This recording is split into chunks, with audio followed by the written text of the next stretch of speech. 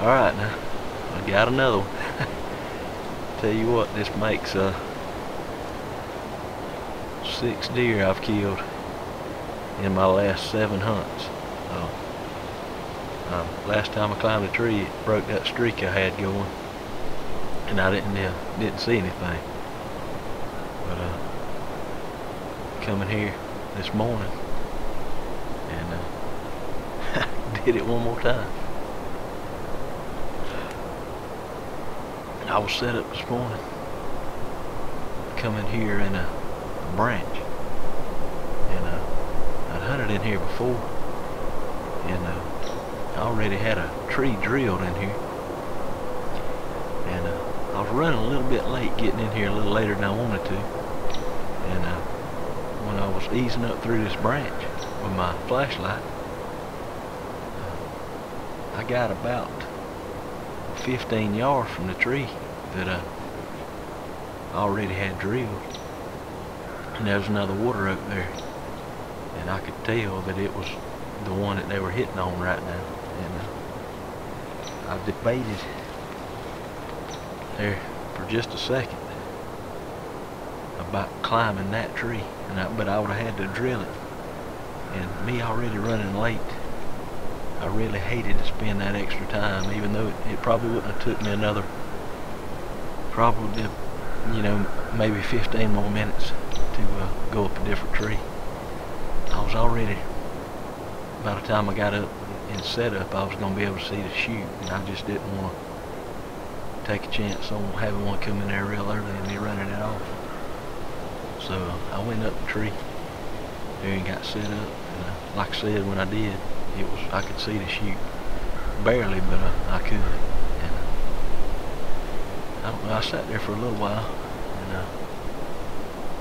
well, I guess I had been in the tree about an hour, and I just happened to pull my phone out of my pocket to check, see what time it was, and I think it was 7:35, and I still had my phone in my hand, and I just happened to glance up, and I saw this deer out here coming up this branch towards me, and so I eased up and got the camera going, and I got position, and Zucker came straight on up there, and I try to watch his deer as they're coming in to see what frame of mind they're in, and the feeling I got from this deer, he was moving kind of fast, he was kind of feeding along, and he ended up coming up there and getting under that tree that I had almost climbed, and it was showing a little bit more sign. But when he got under it, the way he was turned, he was gonna possibly travel on out, straight out of the branch, and I just got this feeling that I better take the shot now. I just didn't get a feeling that he didn't act like he was gonna stay in the area, you know, and feed around that tree. And from where I shot him at, he was wide open, but if he had taken 2 more steps, he was going to be behind some junk, and he would have been able to keep right on going and go out of the branch, and I would have never had another shot at him. So I took a shot that was a good bit longer than I like. You know, I really like to shoot deer inside 15 yards, and this one here I just stepped it off. It was at 24, and he was a wide open shot, perfectly broadside, and he wasn't alert, and I felt like I had a good chance of putting it on him, especially with I did a lot of practicing in the backyard yesterday afternoon after work. I hadn't shot all week, and I felt like I needed to get my hand back in, so I got out there and shot, and I shot really good in the yard, and I shot You know, I tried to hit this deer right there. That's where I try to hit them. And the arrow went in on the other side, probably right about here. And so you can see I missed about the width of my hand back. And I knew immediately, you know, when I saw that, immediately I was thinking, I don't like that, it's a little too far back. And he ran up here from where he was standing when I shot him. He ran probably 20 yards, maybe 25, and stopped. And he stood there for, I don't know, maybe a minute, and then he started walking. And that's always a sure sign that you got a gut shot. And I watched him. He didn't walk from where he stopped. He might have walked, I'm guessing 7 or 8 yards, and he stopped again. And he stood there for probably close to 10 minutes. He stood there in one spot. And I just kept watching him. And just a minute, he kind of twitched his tail, and he went walking again. And from there he walked maybe another 5 yards, and he bedded down. And you know, he's probably 50 yards from my tree at this point. And I knew he was sick, but I didn't have any idea, you know, how long. You don't know what you cut, you know, when the broadhead goes through.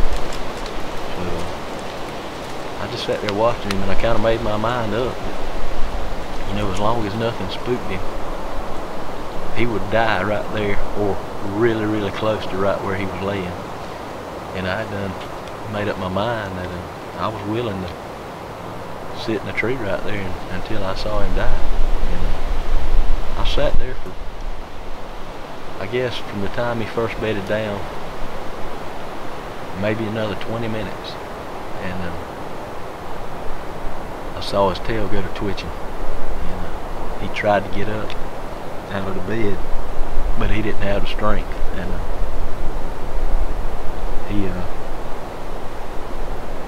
he tried probably 2 or 3 times to get up, and then he just finally, I seen him lay his head down, and I knew it was over with then. And it had been, I think it was 35 minutes from the time I shot him till I saw him lay down, and I felt pretty sure he was dead. But I tell you, it's stuff like this, on shots like this, and you know, that's not a bad miss at that distance, you know, the width of my hand. But I'm telling you, that's exactly why I love to shoot big broadheads, and that's why I like them to be razor sharp.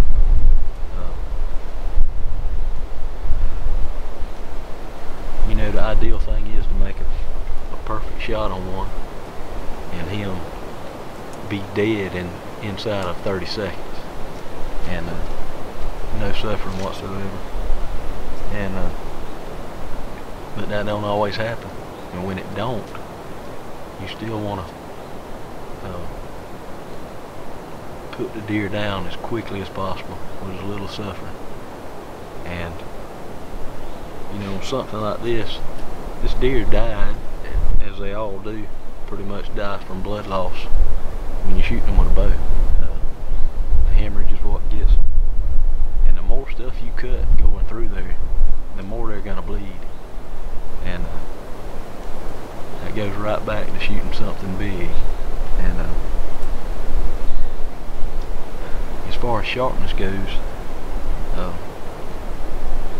you know, there ain't no doubt that you kill deer with a file sharpened head.